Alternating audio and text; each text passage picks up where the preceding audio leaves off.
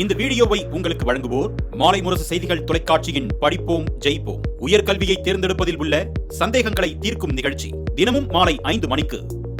வணக்கம். மாலை முரசு செய்திகள் தொலைக்காட்சியில் 50 முக்கிய செய்திகளை விரைவாகவும் துல்லியமாகவும் அரைமணியில் பார்க்கலாம்.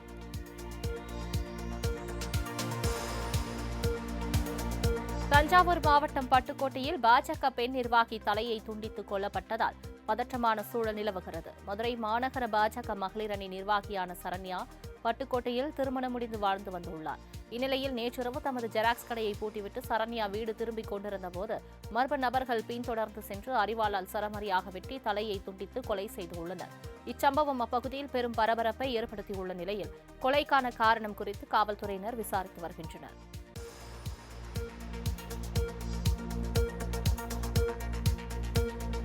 திருவள்ளூரில் உள்ள பிரசித்தி பெற்ற வீரராகவர் கோவில் குளத்தில் 3 பாடசாலை மாணவர்கள் மூழ்கி பலியான சம்பவம் அதிர்ச்சியை ஏற்படுத்தியுள்ளது. சென்னை சேலையூரில் உள்ள பாடசாலையிலிருந்து பாராயணம் படிப்பதற்காக வந்த 4 பேர் திருவள்ளூர் வீரராகவர் கோவிலுக்கு வந்துள்ளனர். இவர்கள் கோயில் குளத்தில் சந்தியாவதனம் செய்ய இறங்கிய போது ஒரு மாணவன் மூழ்கியுள்ளார். இதனால் அதிர்ச்சியடைந்த மற்ற 2 பேர் காப்பாற்றுவதற்காக குளத்தில் இறங்கிய போது 3 மூழ்கி உயிரிழந்தனர். தகவல் அறிந்து சம்பவ இடத்திற்கு வந்த திருவள்ளுவர் தீயணைப்பு வீரர்கள் 3 பேரின் உடல்களை மீட்டனர்.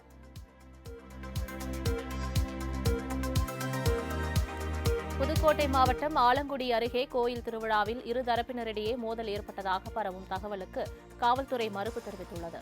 வடகாட்டில் உள்ள முத்துமாரியம்மன் கோவில் தேரோட்ட திருவிழாவில் இரு சமூகத்தினரிடையே மோதல் ஏற்பட்டதாக தகவல் பரவியது. இந்த மோதலில் ஒரு தரப்பை சேர்ந்த 5க்கும் மேற்பட்டோருக்கு அரிவாள் வெட்டு விழுந்தது. இதில் காயமடைந்த அனைவரும் சிகிச்சைக்காக மருத்துவமனையில் அனுமதிக்கப்பட்டனர்.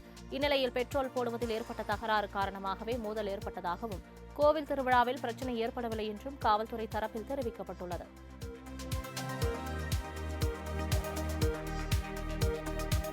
சென்னை அசோக் நகரில் இயங்கி வரும் என்சிஸ் இந்தியா பயோ லிங்க்ஸ் கென் பிரைவேட் லிமிடெட் நிறுவனத்தில் அமலாக்கத்துறையினர் திடீர் சோதனையில் ஈடுபட்டு வருகின்றனர். சைதாப்பேட்டை ஸ்ரீநகர் காலனியில் உள்ள என்சிஸ் டெக்னாலஜி இயக்குநர் நாதன் வீட்டிலும் அமலாக்கத்துறையினர் சோதனை நடத்தி வருகின்றனர். அது மட்டுமின்றி சென்னை கோயம்பேட்டில் இயங்கி வரும் echo care engineering private limited நிறுவனத்தின் மேலாண் இயக்குநர் குணசேகரன் என்பவரது அலுவலகத்திலும் 4 அமலாக்கத்துறை அதிகாரிகள் சிஆர்பிஎஃப் வீரர்களின் பாதுகாப்போடு சோதனை நடத்தி வருகின்றனர்.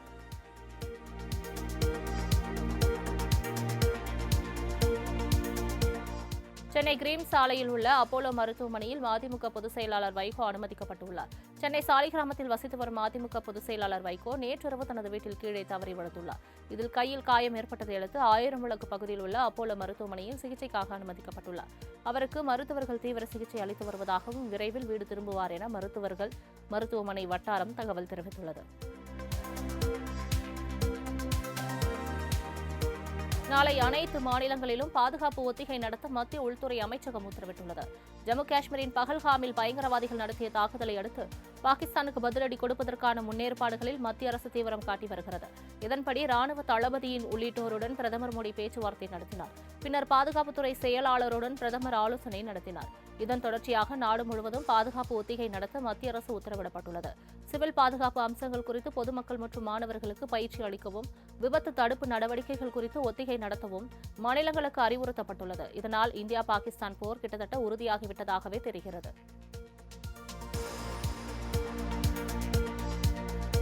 இந்தியா பாகிஸ்தான் இடையே பதற்றமான சூழல் நிலவி வரும் நிலையில் பாதுகாப்புத்துறை செயலாளருடன் பிரதமர் மோடி ஆலோசனை நடத்தியுள்ளார். கடந்த ஏப்ரல் 22ஆம் தேதி ஜம்மு காஷ்மீரின் பகல்காம் பகுதியில் 26 சுற்றுலா பயணிகளை பயங்கரவாதிகள் சுட்டுக் கொன்றனர். இதைத் தொடர்ந்து இந்தியா பாகிஸ்தான் இடையே பதற்றமான சூழல் நிலவி வருகிறது. சிந்து நதிநீர் ஒப்பந்தம் ரத்து, வான்பரப்பு மூடல் என பல்வேறு நடவடிக்கைகளை மத்திய அரசு எடுத்து வரும் நிலையில் கடற்படை, விமானப்படை தளபதிகள் பிரதமரை சந்தித்து பேசியுள்ளனர். இந்நிலையில் பிரதமர் நரேந்திர மோடியுடன் பாதுகாப்புத்துறை செயலர் ராஜேஷ்குமார் சிங் சந்தித்து பேசியுள்ளது குறிப்பிடத்தக்கது. போர் பதற்றத்திற்கு மத்தியில் 2 நாட்களில் 2வது முறையாக ஏவுகணை சோதனை செய்ததாக பாகிஸ்தான் தெரிவித்துள்ளது. பகல்காமில் பாகிஸ்தான் ஆதரவு பயங்கரவாதிகள் சமீபத்தில் தாக்குதல் நடத்தினர். இந்நிலையில் 160 கிலோமீட்டர் தூரம் சென்று தாக்கும் ஏவுகணையை வெற்றிகரமாக சோதனை செய்ததாக பாகிஸ்தான் ராணுவம் அறிவித்துள்ளது. ஏற்கனவே 450 கிலோமீட்டர் தூரத்தில் உள்ள இலக்கை தாக்கக்கூடிய ஏவுகணை சோதனையை வெற்றிகரமாக செய்ததாக பாகிஸ்தான் ராணுவம் கூறியிருந்தது குறிப்பிடத்தக்கது. செனாப் நதிநீர் பாகிஸ்தானுக்குள் செல்வதை இந்தியா தடுத்து நிறுத்தியுள்ளது. பகல்காமில் பயங்கரவாதிகள் தாக்குதலை அடுத்து தக்க பதிலடி கொடுக்க இந்தியா படைகளை தயார்படுத்தி வருகிறது. நாட்டிலிருந்து பாகிஸ்தானியர்களை வெளியேற்றிய இந்தியா சிந்து நதி நீர் பகிர்வு ஒப்பந்தத்தையும் ரத்து செய்துள்ளது. பாகிஸ்தானிலிருந்து எந்த பொருளையும் இந்தியாவில் நேரடியாகவோ மறைமுகமாகவோ இறக்குமதி செய்ய தடை விதிக்கப்பட்டுள்ளது. இதனிடையே செனாப் நதிநீர் பாகிஸ்தானுக்குள் செல்வதை தடுத்துள்ள இந்தியா பாகிஸ்தானுக்கு அதிக தண்ணீர் வழங்கும் ஜீலம் நதி தண்ணீரையும் தடுத்து இந்திய பகுதியில் வெளியேற்ற மத்திய நீர்ப்பாசனத்துறை நடவடிக்கை எடுத்துள்ளது. இதனால் பாகிஸ்தானின் விவசாயம் பாதிக்கும் நிலை ஏற்பட்டுள்ளது.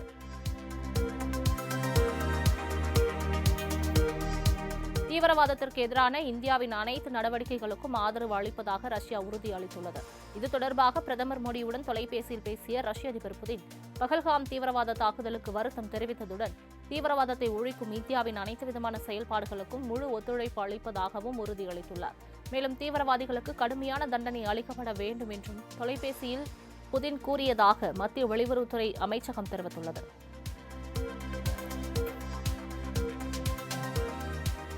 இலங்கை கடற்படையால் சிறைபிடிக்கப்பட்டுள்ள மீனவர்களையும் படகுகளையும் விடுவிக்க நடவடிக்கை எடுக்க வேண்டும் என முதலமைச்சர் மு.க.ஸ்டாலின் வலியுறுத்தியுள்ளார்.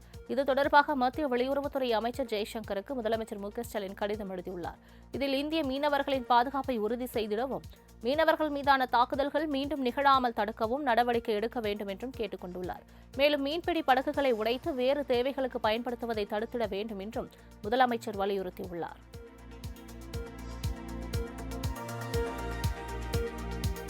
மே 5ஆம் தேதியை வணிகர் தினமாக அறிவிக்கும் வகையில் விரைவில் அரசாணை வெளியிடப்படும் என முதலமைச்சர் மு.க.ஸ்டாலின் அறிவித்துள்ளார். தமிழ்நாடு வணிகர் சங்கங்களின் பேரமைப்பு சார்பில் 42வது வணிகர் தினத்தை முன்னிட்டு வணிகர் கோரிக்கை பிரகடன மாநாடு செங்கல்பட்டு மாவட்ட மதுராந்தகத்தில் நடைபெற்றது. இதில் சிறப்பு அழைப்பாளராக பங்கேற்று பேசிய முதலமைச்சர் மு.க.ஸ்டாலின் வணிகர் வாரியத்தில் உறுப்பினராக பதிவு செய்தவர்களுக்கு 3 லட்சம் ரூபாயிலிருந்து 5 லட்சம் ரூபாயாக உதவித்தொகை உயர்த்தி வழங்கப்படும் என அறிவித்தார். தொடர்ந்து பேசிய முதலமைச்சர் வணிகர்கள் கடைகளுக்கு தமிழில் பெயர் வைக்க வேண்டும் என கோரிக்கை விடுத்தார். ஸ்டெர்லைட் ஆலையிடம் ஒரு சிலர் கையூட்டு பெற்றுக்கொண்டு ஆலையை திறக்க போராட்டம் நடத்தியதாக மதிமுக பொதுச் செயலாளர் வைகோ குற்றம் சாட்டியுள்ளார். காஞ்சிபுரம் மாவட்டம் படப்பை அருகே கரசங்கால் பகுதியில் தமிழ்நாடு வணிகர்கள் சங்க பேரவையின் 42வது மாநில மாநாடு நடைபெற்றது. இந்த மாநாட்டில் பங்கேற்று பேசிய வைகோ முல்லை பெரியாறு அணை விவகாரம், ஸ்டெர்லைட் ஆலை விவகாரம் தொடர்பாக நடைபெற்ற போராட்டங்களில் வணிகர் சங்கங்களின் பேராதரவு வழங்கியதை மாநாட்டில் சுட்டிக்காட்டினார்.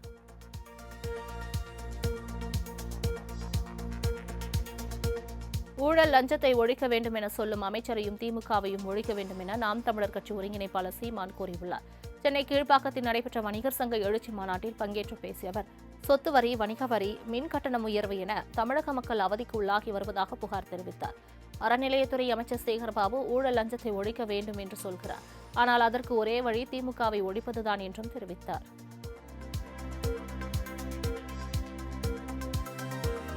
தேசிய கல்விக் கொள்கை தங்களுக்கு வேண்டாம் என அமைச்சர் அன்பில் மகேஷ் தெரிவித்துள்ளார். மோடி அரசின் தேசிய கல்விக் கொள்கை சமஸ்கிருதத்தை முக்கிய தூணாக கொண்ட இந்திய அறிவு முறைக்கு வலுவான முக்கியத்துவம் அளிப்பதாக மத்திய அமைச்சர் அமித்ஷா பேசியுள்ளார். இது தொடர்பான செய்தி துணுக்கை தனது எக்ஸ் பக்கத்தில் பகிர்ந்துள்ள அமைச்சர் அன்பில் மகேஷ், இதைதான் தாங்களும் தெரிவித்து வருகிறோம் என்றும் வர்ணாசிரமத்தை உயர்த்தி பிடிக்கும் சமஸ்கிருதத்தை அடிப்படையாக கொண்ட தேசிய கல்விக் கொள்கை தங்களுக்கு வேண்டாம் என்றும் தெரிவித்துள்ளார். நீட் தேர்வு மீது தவறு இல்லை, சோதனை என்ற பெயரில் மாணவர்களுக்கு மன உளைச்சலை ஏற்படுத்திய அதிகாரிகள் மீதுதான் தவறு என பாஜக மூத்த தலைவர் தமிழிசை சவுந்தரராஜன் குற்றம் சாட்டியுள்ளார். 42வது வணிகர் தின மாநாடு சென்னை பாரிமுனையில் நடைபெற்றது. இதில் பங்கேற்ற பின் செய்தியாளர்களை சந்தித்து தமிழிசை சவுந்தரராஜன், நீட் தேர்வு நடத்துவதற்காக நியமிக்கப்பட்ட அதிகாரிகள் மாணவர்களை உதாசீனப்படுத்தியுள்ளனர், அவர்கள் மீது நடவடிக்கை எடுக்க வேண்டும் என்றும் உயர்ந்த தேர்வின் புனிதம் சிலரின் நடவடிக்கைகளால் கெட்டு விடுவதுடன் விளம்பரத்திற்காக நீட் மீது தவறான எண்ணத்தை திமுக கொண்டு வருவதாகவும் குற்றம் சாட்டினார். நீட் தேர்வு கேள்வித்தாளில் பீர், ரம், பிராந்தி குறித்த கேள்வி இடம்பெற்றது கல்வியாளர்களை அதிர்ச்சியடை செய்தது. வினாத்தாளில் 117வது கேள்வியாக ஈஸ்டால் தயாரிக்கப்படும் ஆல்கஹால் இல்லாத மதுபானம் என்ற கேள்விக்கு பீர், ரம், பிராந்தி, விஸ்கி என விடைகள் கொடுக்கப்பட்டிருந்தன. இதில் சரியானதை தேர்வு செய்யும் வகையில் கேள்வி கேட்கப்பட்டிருந்தது. இக்கேள்விக்கு விடை பீர் என எழுதினால் 4 மதிப்பெண்கள் கிடைக்கும். ஆனால் இக்கேள்வியை தவிர்த்திருக்கலாம் என்பது கல்வியாளர்களின் கருத்தாக உள்ளது.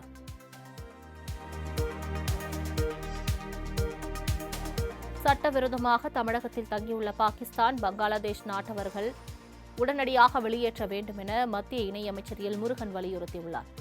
இது தொடர்பாக தனது எக்ஸ் பக்கத்தில் பதிவிட்டுள்ள அவர், தீவிரவாதம் எந்த வடிவில் வந்தாலும் அதை ஏற்றுக்கொள்ள முடியாது. தீவிரவாதத்திற்கு ஆதரவாக யார் பேசினாலும் சமூகம் தனிமைப்படுத்தப்பட வேண்டும் என்று குறிப்பிட்டுள்ளார். மேலும் நமது ராணுவத்தின் மீதும் தேச பாதுகாப்பு பற்றியும் விஷமத்தனமான வதந்திகளை பரப்பும் நபர்கள் மீதும் தமிழக காவல்துறை கடும் நடவடிக்கை எடுக்க வேண்டும் என்றும் வலியுறுத்தியுள்ளார். பாகிஸ்தானுக்கு ஆதரவு தெரிவிக்கும் திருமாவளவனும் கம்யூனிஸ்ட் கட்சிகளும் தீய சக்திகள் என ஹெச் ராஜா விமர்சித்துள்ளார். பகல்காம் தாக்குதலை கண்டித்து திண்டுக்கல் மணிக்கூண்டு அருகில் பாஜக சார்பில் கண்டன ஆர்ப்பாட்டம் நடைபெற்றது.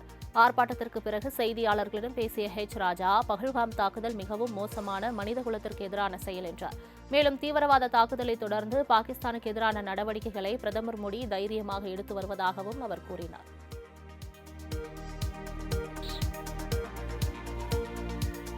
பிஇ படிப்புகளுக்கு நாளை முதல் ஆன்லைன் விண்ணப்ப பதிவு தொடங்கும் என தொழில்நுட்ப கல்வி இயக்குநரகம் அறிவித்துள்ளது.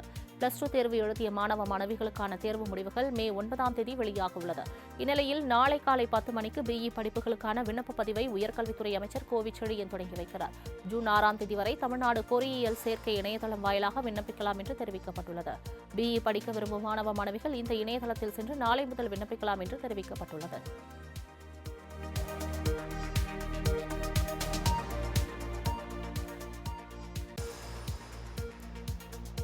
யூடியூபர் டிடிஎஃப் வாசன் மீது இதுவரை பதிவு செய்யப்பட்ட வழக்கு விவரங்களை தாக்கல் செய்ய தமிழக காவல்துறைக்கு சென்னை உயர்நீதிமன்றம் உத்தரவிட்டுள்ளது. பாஸ்போர்ட் வழங்க உத்தரவிடக் கோரி யூடியூபர் டிடிஎஃப் வாசன் மீது மனு தாக்கல் செய்யப்பட்டிருந்தது. இந்த மனு நீதிபதி வரத சக்கரவர்த்தி முன் விசாரணைக்கு வந்தது. அப்போது டிடிஎஃப் வாசன் மீது 4 வழக்குகள் உள்ளதாகவும் ஆந்திர மாநிலத்திலும் அவர் மீது வழக்கு இருப்பதாகவும் காவல்துறை தரப்பில் தெரிவிக்கப்பட்டது. இதனை பதிவு செய்த நீதிபதி டிடிஎஃப் வாசன் மீதுள்ள அனைத்து வழக்கு விவரங்களையும் தாக்கல் செய்ய காவல்துறைக்கு உத்தரவிட்டு வழக்கின் விசாரணையை ஜூன் 2ஆம் தேதிக்கு தள்ளி வைத்தார்.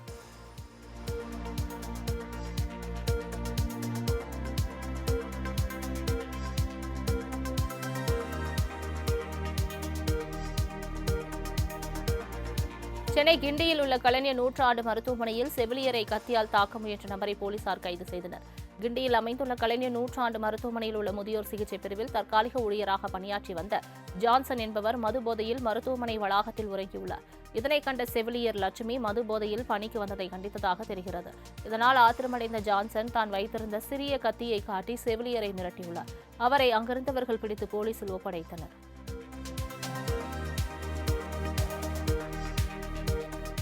தமிழ்நாட்டில் உள்ள மகளிர் சுய உதவிக் குழுக்களின் உறுப்பினர்களுக்கு அடையாள அட்டை வழங்கும் பணியை 9 மாதங்களில் முடிக்க இலக்கு நிர்ணயிக்கப்பட்டுள்ளது. தமிழகத்தில் வறுமையை ஒழித்து வாழ்வாதாரத்தை மேம்படுத்தும் வகையில் சுய உதவிக் குழுக்கள் உருவாக்கப்பட்டுள்ளன. அதன்படி அரசால் உருவாக்கப்பட்ட சுய உதவிக்குழு உறுப்பினர்களுக்கு முதல் கட்டமாக தன்னார்வ தொண்டு நிறுவனங்களால் உருவாக்கப்பட்ட குழுக்களின் உறுப்பினர்களுக்கு 2ஆம் கட்டம் என குழுவில் உள்ள 60 லட்சம் மகளிருக்கும் அடையாள அட்டை வழங்கப்பட உள்ளது. மேலும் இந்த அடையாள அட்டை வைத்திருக்கும் மகளிருக்கு சலுகைகள் அறிவிக்கப்பட்டுள்ளது.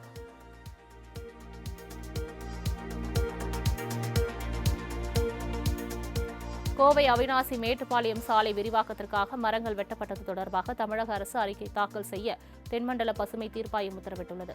மேட்டுப்பாளையம் அவிநாசி 4 வழி சாலை விரிவாக்க பணிக்காக ஏராளமான மரங்கள் வெட்டப்படுவதாக நாளிதழ் வெளியான செய்தியை அடுத்து தென்மண்டல பசுமை தீர்ப்பாயம் தாமாக முன்வந்து விசாரணைக்கு எடுத்தது. இந்த வழக்கை விசாரித்த தீர்ப்பாயம் மரங்கள் வெட்டப்படுவது தொடர்பாக தமிழக நெடுஞ்சாலைத்துறை மாவட்ட பசுமை குழுவின் அனுமதி பெற்றுள்ளதா என கேள்வி எழுப்பியதுடன் இது தொடர்பான விவரங்களை தாக்கல் செய்ய உத்தரவிட்டு வழக்கின் விசாரணையை தேதி குறிப்பிடாமல் ஒத்திவைத்தது. சென்னை குரோம்பேட்டையில் உள்ள மின்சார வாரியத்தில் அடிப்படை வசதிகள் செய்து தரக்கோரி குடியிருப்பு சங்கத்தினர் ஆர்ப்பாட்டத்தில் ஈடுபட்டனர். குரோம்பேட்டை சாந்தி நகரில் நடைபெற்ற ஆர்ப்பாட்டத்தில் சுமார் 50க்கும் மேற்பட்டோர் கலந்து கொண்டு மாநில அரசை கண்டித்து கோஷங்களை எழுப்பினர். மேலும் கோரிக்கை நிறைவேற்றப்படாத பட்சத்தில் பல்வேறு கட்ட போராட்டங்களில் ஈடுபட உள்ளதாகவும் எச்சரிக்கை விடுத்தனர். டெல்லி வந்துள்ள ஜப்பான் பாதுகாப்புத்துறை அமைச்சர் நகதானியை மத்திய பாதுகாப்புத்துறை அமைச்சர் ராஜ்நாத் சிங் சந்தித்து பேசினார். தற்போதைய பிராந்திய சர்வதேச பாதுகாப்பு நிலை குறித்து இருவரும் பேசியதாகவும் இருதரப்பு பாதுகாப்பு ஒத்துழைப்பை மேலும் வலுப்படுத்துவதற்கான வழிகளை பற்றி அவர்கள் விவாதித்ததாகவும் தெரிவிக்கப்பட்டுள்ளது. இந்தியா ஜப்பான் பாதுகாப்பு அமைச்சர்கள் கூட்டத்தில் பேசிய அமைச்சர் ராஜ்நாத் சிங் பகல்காம் பயங்கரவாத தாக்குதலை தொடர்ந்து இந்தியாவுடனான வலுவான ஒற்றுமையை வெளிப்படுத்தியதற்காக ஜப்பான் அரசுக்கு நன்றி தெரிவிப்பதாக கூறினார். தேசிய ஜனநாயக கூட்டணியிலேயே நீடிப்பேன் என்றும் இனி கூட்டணி மாறமாட்டேன் எனவும் பீகார் முதல்வர் நிதிஷ்குமார் உறுதியளித்துள்ளார். பீகார் முதல்வராக உள்ள நிதிஷ்குமார் இந்தியா கூட்டணியிலிருந்து விலகி தேசிய ஜனநாயக கூட்டணிக்கு சென்றார். கடந்த 10 ஆண்டுகளில் பலமுறை கூட்டாளிகளை மாற்றிக்கொண்ட நிதிஷ்குமார் மிக நீண்டகால முதல்வராக உள்ளார். இந்த ஆண்டு அக்டோபர் அல்லது நவம்பர் மாதத்தில் பீகார் சட்டசபை தேர்தல் நடைபெறவுள்ள நிலையில் அங்கு நிகழ்ச்சி ஒன்றில் பேசிய நிதிஷ்குமார் இனி கூட்டணி மாற மாட்டேன் என்று கூறியுள்ளார்.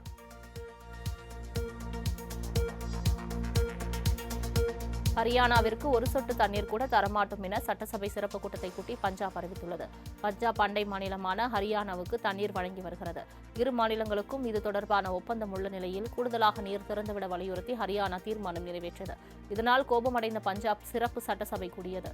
இதனால் அதில் அம்மாநில நீர்வளத்துறை அமைச்சர் வரிந்தர் குமார் கோயல் தீர்மானத்தை நிறைவேற்றினார். மார்ச் 31ஆம் தேதி வரை ஹரியானா அனைத்து பங்கீட்டு நீரையும் பயன்படுத்தியுள்ளதாகவும் இனி ஒரு சொட்டு நீரை கூட தரமாட்டோம் என்றும் தீர்மானத்தில் கூறப்பட்டுள்ளது.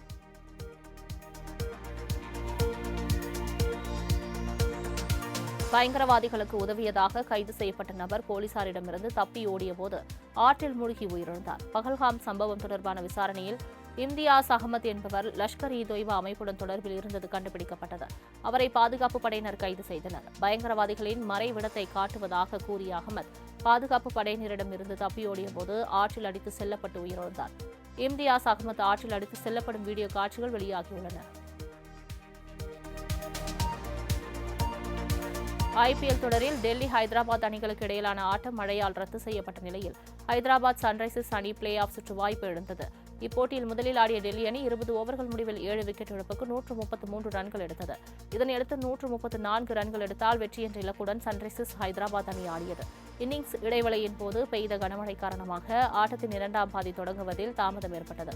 ஆட்டத்தை மீண்டும் தொடங்க முடியாத அளவுக்கு மைதானத்தில் தண்ணீர் அதிகமாக இருந்ததால் ஆட்டம் கைவிடப்பட்டதாக அறிவிக்கப்பட்டது.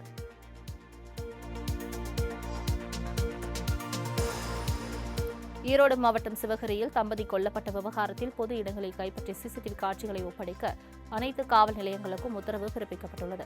ஏப்ரல் 28, 29, 30 ஆகிய 3 தினங்களில் பொது இடங்களில் கைப்பற்றப்பட்ட சிசிடிவி காட்சிகளை அந்தந்த காவல் நிலையங்களில் செயல்படும் கிரைம் குழுவிலிருந்து தனிப்படையிடம் ஒப்படைக்க வேண்டும் எனவும் உத்தரவிடப்பட்டுள்ளது. சிவகிரி அருகே உள்ள மேக்கடையான் தோட்டத்து பகுதியில் வசித்து வந்த ராமசாமி, பாக்கியம்மாள் தம்பதியை கடந்த 1ஆம் தேதி மர்ம நபர்கள் கொலை செய்து 15 சவர நகைகளை திருடி சென்றது குறிப்பிடத்தக்கது.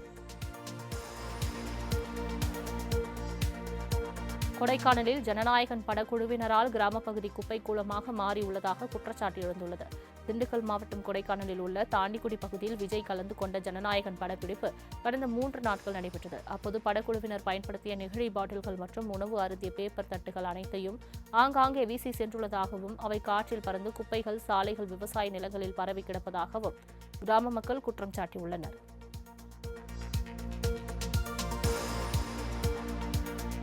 விழுப்புரம் மாவட்டம் திண்டிவனத்தில் கிராம நிர்வாக அலுவலரை தாக்கிய திமுக கவுன்சிலரை போலீசார் கைது செய்தனர். ராஜாம்பேட்டை பகுதியை சேர்ந்த திமுக கவுன்சிலரான சந்திரன் என்பவர் கடந்த சில தினங்களுக்கு முன்பாக அப்பகுதியை சேர்ந்த பெண் ஒருவருக்கு திருமணச் சான்று பெறுவதற்காக கிராம நிர்வாக அலுவலரான சிற்றரசை அணுகியுள்ளார். அப்போது இருவருக்கும் இடையே ஏற்பட்ட வாக்குவாதத்தின் போது சிற்றரசை சந்திரன் தாக்கியதாக கூறப்படுகிறது. இந்நிலையில் சந்திரனை கைது செய்யக்கோரி போராட்டம் வலுத்ததை அடுத்து அவர் கைது செய்யப்பட்டார்.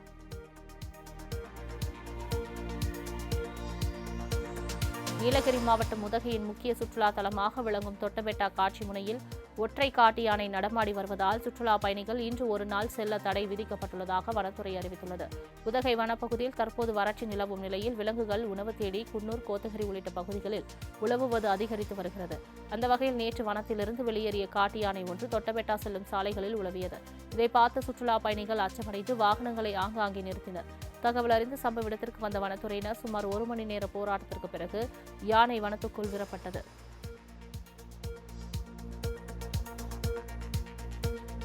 திருப்பத்தூர் மாவட்டம் ஆட்சியர் அலுவலகத்தில் நடைபெற்ற மக்கள் குறைதீர் கூட்டத்தில் அதிகாரிகள் பெயர் அளவுக்கு மட்டுமே பங்கேற்பதாக புகார் எழுந்துள்ளது.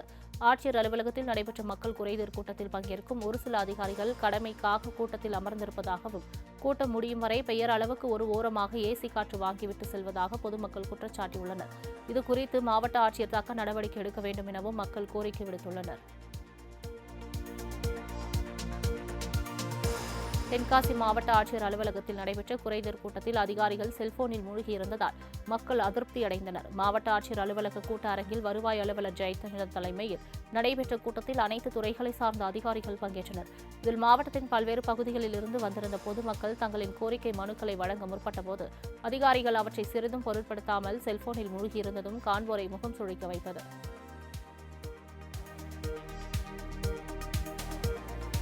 திருப்பூர் மாவட்டம் பல்லடம் அருகே தோட்டா தயாரிக்கும் வெடிமருந்து வெடித்து சிதறியதில் குடோன் முழுவதுமாக தரைமட்டமானது. திருப்பூர் மற்றும் கோவை மாவட்ட எல்லைப் பகுதியான மல்லேகவுண்டாம்பாளையம் பகுதியை செயல்பட்டு வரும் தோட்டா தயாரிக்க பயன்படுத்தப்படும் வெடிமருந்து தொழிற்சாலையில் வெடிமருந்து பொருட்கள் வைக்கப்பட்டிருந்த குடோனில் திடீரென வெடி விபத்து ஏற்பட்டது. இதில் குடோன் முற்றிலுமாக தரைமட்டமானது. இதில் அதிர்ஷ்டவசமாக எவ்வித உயிர் சேதமும் நிகழவில்லை. இதுகுறித்து போலீசார் தீவிர விசாரணை மேற்கொண்டுள்ளனர். தேசிய கூட்டுறவு இணையம் மூலம் நெல் வழங்கிய விவசாயிகளுக்கு சுமார் 250 கோடி ரூபாயை விடுவிக்காமல் தமிழ்நாடு வாணிபக் கழகம் பிடித்து வைத்துள்ளதாக தமிழ்நாடு நெல் உற்பத்தியாளர் சம்மேளனம் தெரிவித்துள்ளது. இது தொடர்பாக சம்மேளனத்தின் நிர்வாக இயக்குநர் அம்ருதீன் ஷேக் தாவூத் வெளியிட்டுள்ள அறிக்கையில் 43,000 மெட்ரிக் டன் அரிசி ஒப்படைப்பதற்கான உத்தரவை தமிழக அரசு ரத்து செய்துள்ளதால் விவசாயிகள் பாதிக்கப்பட்டுள்ளதோடு உணவுப் பொருட்களும் வீணாகும் அபாயம் ஏற்பட்டுள்ளதாக தெரிவித்துள்ளார். சேலம் மாவட்டம் வாழப்பாடி அருகே தனியார் வங்கி ஊழியர்கள் திட்டியதால் விவசாயி தற்கொலை செய்து கொண்ட வழக்கை கொலை வழக்காக பதிவு செய்ய வலியுறுத்தி விவசாயிகள் சங்கத்தினர் கண்டன ஆர்ப்பாட்டத்தில் ஈடுபட்டனர். துக்கியாம்பாளையம் பகுதியைச் சேர்ந்த வடிவேல் என்பவர் தனியார் வங்கியில் 4,80,000 ரூபாய் கடன் பெற்றுள்ளார். இந்நிலையில் கடந்த மாதம் தவணைத் தொகையை கட்ட தவறியதால் தனியார் வங்கி ஊழியர்கள் வடிவேலுவை தரக்குறைவாக பேசியதாக தெரிகிறது. இதனால் மனமுடைந்த விவசாயி விஷம் அருந்தி தற்கொலை செய்து கொண்டார்.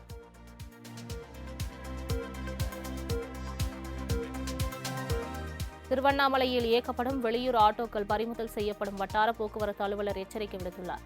அண்ணாமலையார் கோவிலுக்கு பல்வேறு மாநிலங்களில் இருந்தும் ஆயிரக்கணக்கான பக்தர்கள் வருகை தருவதால் ஆட்டோ கட்டணம் பன்மடங்கு உயர்ந்துள்ளது. இது தொடர்பான புகார்களை அடுத்து சோதனையில் ஈடுபட்ட வட்டார போக்குவரத்து அலுவலர் கருணாநிதி திருவண்ணாமலை நகரில் இயக்கப்படும் வெளியூர் ஆட்டோக்கள் பறிமுதல் செய்யப்படுவதுடன் அபராதம் விதிக்கப்படும் என்றும் எச்சரிக்கை விடுத்தார். அப்போது தணிக்கை என்ற பெயரில் நீண்ட நேரம் தங்களை காக்க வைத்ததாக கூறி ஆட்டோ ஓட்டுநர்கள் வாக்குவாதத்தில் ஈடுபட்டனர்.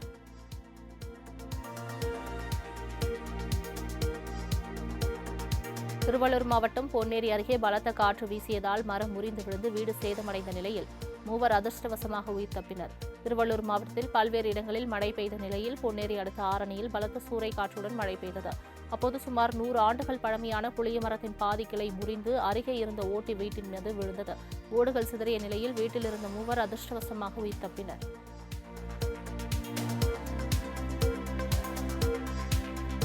சாத்தான்குளம் அருகே விளை நிலத்தை பிளாட்களாக மாற்றி விற்பனை செய்வதற்காக பனை மரங்களில் ஆசிட் ஊற்றி பட்டுப்போக செய்த சம்பவம் பெரும் அதிர்ச்சியை ஏற்படுத்தியுள்ளது. தூத்துக்குடி மாவட்டம் சாத்தான்குளத்தை சேர்ந்தவர் ஆர்வன் சிங் பிரேம்குமார். சஸ்பெண்ட் செய்யப்பட்டுள்ள தலைமை ஆசிரியரான இவர் புத்த காலன்வியில் சுமார் 7 ஏக்கர் விளைநிலத்தை வாங்கிய நிலையில் அதில் பிளாட் அமைப்பதற்காக அங்குள்ள பனை மரங்களை ஆசிட் ஊற்றி கருக செய்துள்ளார். இதுகுறித்த புகாரில் அர்பன் சிங் பிரேம்குமார் மீது வழக்கு பதிவு செய்து போலீசார் அவரிடம் விசாரணை மேற்கொண்டுள்ளனர். நீலகிரி மாவட்டம் கோத்தகிரி அருகே கரடி ஒன்று மரத்தில் ஏறி இறங்கி விளையாடி மகிழ்ந்த வீடியோ காட்சி சமூக வலைதளங்களில் வைரலாகி வருகிறது. கோத்தகிரி கன்னிகாதேவி காலனி பகுதியில் இரவு நேரத்தில் உலாவிய கரடி ஒன்று அங்கிருந்த மரத்தின் மீது ஏறுவதும் இறங்குவதுமாக விளையாடி மகிழ்ந்தது. இதனை கண்டு அச்சமடைந்த கிராம மக்கள் கரடியை செல்போனில் வீடியோ எடுத்து வெளியிட்டுள்ளனர். நீலகிரி மாவட்டம் உதகை அருகே கள்ளக்குறை பகுதியில் காட்டெருமையை வேட்டையாடிய கேரளாவை சேர்ந்த 2 கைது செய்யப்பட்டனர். கள்ளக்குறை கிராமத்தில் உள்ள தேயிலை தோட்ட பகுதியில் மர்ம நபர்கள் கேரளா எண் கொண்ட வாகனத்தில் உலா வருவதாக வனத்துறையினருக்கு தகவல் கிடைத்தது. இதனையடுத்து சம்பவ இடத்திற்கு விரைந்து சென்ற வனத்துறையினர் காட்டெருமையை வேட்டையாடி வாகனத்தில் ஏற்றும் முயற்சியில் ஈடுபட்ட 2 கைது செய்து விசாரணை மேற்கொண்டு வருகின்றனர். தேனி மாவட்டம் உத்தமபாளையத்தில் அரசு அதிகாரி என கூறி பண மோசடியில் ஈடுபட்ட இந்து முன்னணி நிர்வாகியை போலீசார் கைது செய்தனர். எர்ணம்பட்டியை சேர்ந்த சந்திரபோஸ் என்பவர் பட்டா மாறுதலுக்காக வட்டாட்சியர் அலுவலகம் சென்றுள்ளார். அங்கிருந்த 2 தங்களை அரசு அதிகாரிகள் எனவும் பட்டாவில் சிக்கல் இருப்பதாகவும் கூறி 1,07,000 ரூபாய் பணம் பெற்றுள்ளனர். இதுகுறித்த புகாரின் பேரில் செல்வ விக்னேஷ் என்பவரை போலீசார் கைது செய்த நிலையில் பெரியசாமி தாக்கரே என்பவரை தேடி வருகின்றனர்.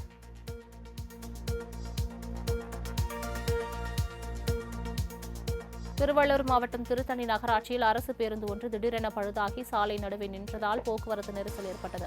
திருத்தணி அண்ணா பேருந்து நிலைய வேலூரிலிருந்து வந்த அரசு பேருந்து மேற்படியில் திரும்பும்போது திடீரென பழுதாகி நின்றது. இதனைத் தொடர்ந்து மற்ற பேருந்துகளும் வாகனங்களும் உள்ளே வர முடியாமல் போனதால் கடும் போக்குவரத்து நெரிசல் ஏற்பட்ட நிலையில் பேருந்தில் வந்த பயணிகளே தள்ள வைத்து பேருந்தை இயக்கிய அவலம் நேர்ந்தது.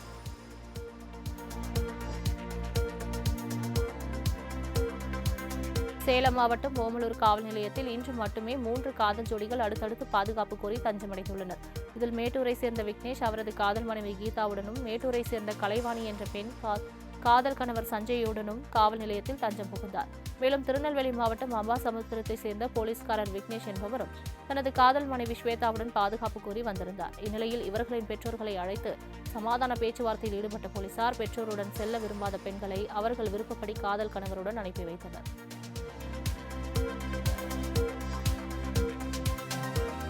விழுப்புரத்தில் தென்னிந்திய திருநங்கைகள் கூட்டமைப்பு சார்பில் வரும் 12ஆம் தேதி முதல் 25ஆம் தேதி வரை மிஸ் கூவாகம் திருவிழா நடைபெறும் என நிகழ்ச்சி ஒருங்கிணைப்பாளர் அருணா தெரிவித்துள்ளார். விழுப்புரத்தில் தென்னிந்திய திருநங்கைகள் சார்பில் பத்திரிகையாளர்கள் சந்திப்பு நடைபெற்றது.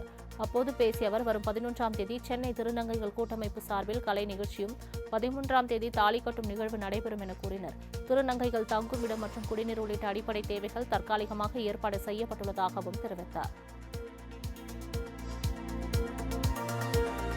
சட்டவிரோத குடியேறிகள் அமெரிக்காவை விட்டு வெளியேறினால் தலா $1000 வழங்கப்படும் என அதிபர் டொனால்டு ட்ரம்ப் தெரிவித்துள்ளார். அமெரிக்க அதிபராக ட்ரம்ப் கடந்த ஜனவரி மாதம் பொறுப்பேற்றது முதல் பல்வேறு அதிரடி நடவடிக்கைகளை எடுத்து வருகிறார். குறிப்பாக அமெரிக்காவில் சட்டவிரோதமாக குடியேறிய நபர்கள் கண்டறியப்பட்டு அவர்களின் சொந்த நாடுகளுக்கு அனுப்பி வைக்கப்படுகின்றனர்.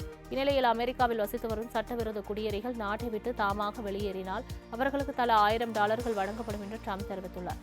மேலும் சட்டவிரோத குடியேறிகள் தங்கள் சொந்த நாட்டிற்கு செல்ல தேவையான நடவடிக்கைகளை அமெரிக்காவை செய்து தரும் என்று ட்ரம்ப் தெரிவித்துள்ளார்.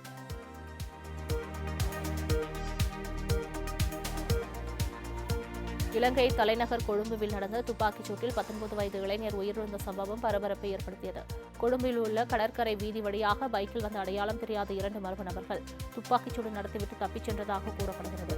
இதில் தெஹிவளை ஓர்கன் பிளேஸ் பகுதியைச் சேர்ந்த 19 வயது இளைஞர் உயிரிழந்தார். அவரது தாய் போதைப்பொருள் விற்பனை வழக்கில் சிறையில் உள்ளதுடன் இறந்த இளைஞரும் போதைப்பொருள் விற்பனை வழக்கில் 2023ஆம் ஆண்டு கைது செய்யப்பட்டுள்ளது குறிப்பிடத்தக்கது.